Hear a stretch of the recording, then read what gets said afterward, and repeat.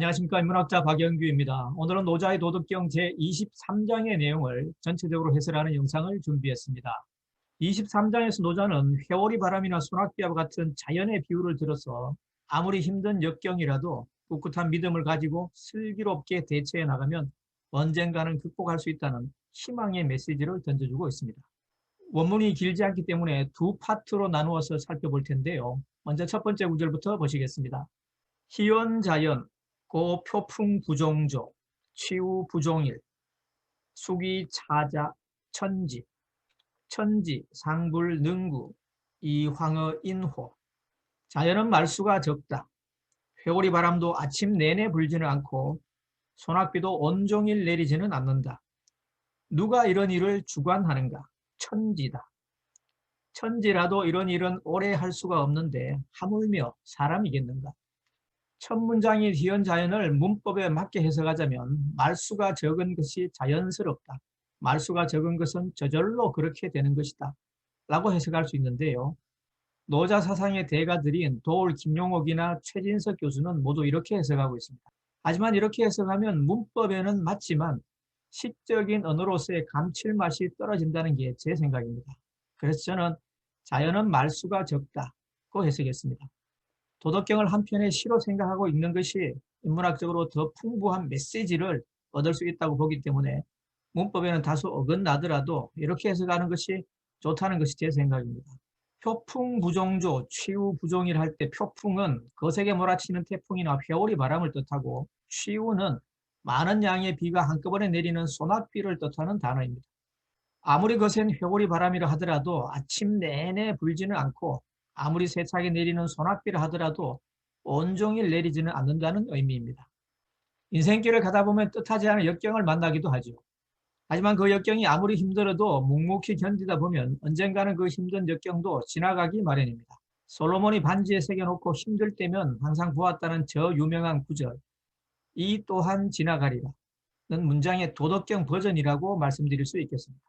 뒤이어 노자는 하늘과 땅이라도 거센 회오리 바람을 오전 내내 불게 하거나 소낙비를 온종일 내리게 하지 못하는데 인간의 역경쯤이야 더 말할 나이가 있겠냐며 아무리 힘든 고난과 역경을 만나도 용기를 잃지 말라며 사람들의 등을 두드려주고 있습니다.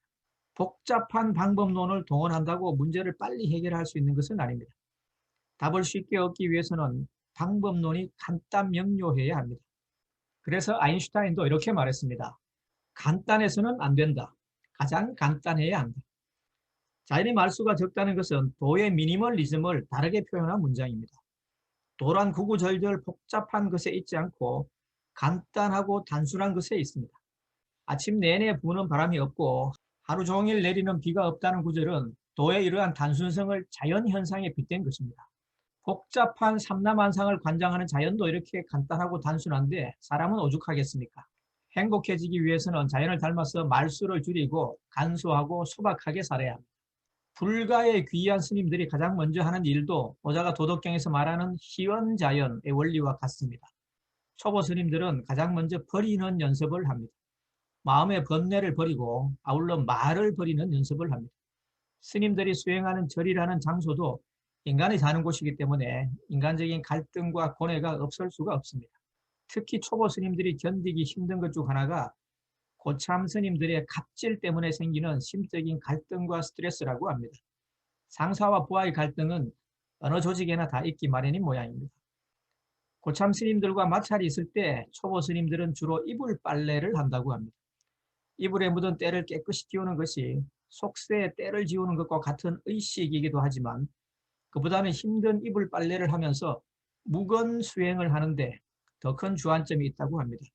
고참 스님과의 마찰에서 생긴 감정의 고를 더 이상 깊게 하지 않으려면 먼저 자신의 말수를 줄이는 것이 상책이라는 것이죠. 살다 보면 이런저런 말다툼을 하는 경우가 많이 생기는데요. 이럴 때 노자가 말하는 희연자연의 의미를 새기면서 먼저 말수를 줄이는 연습을 해보면 어떨까 싶습니다. 계속해서 나머지 구절을 마저 보시겠습니다.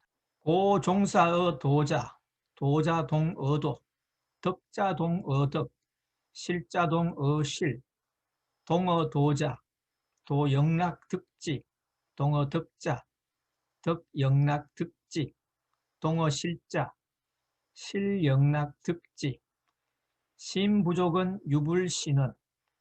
도로 일을 도모하는 사람은 도에서는 도와 일체가 되고 덕에서는 덕과 일체가 되고 실에서는 실과 일체가 된다. 사람이 도와 일체가 되면 도 역시 그를 얻었음을 기뻐하고 덕과 일체가 되면 덕 역시 그를 얻었음을 기뻐하고 실과 일체가 되면 실 역시 그를 얻었음을 기뻐한다. 신뢰가 부족하면 불신이 따른다.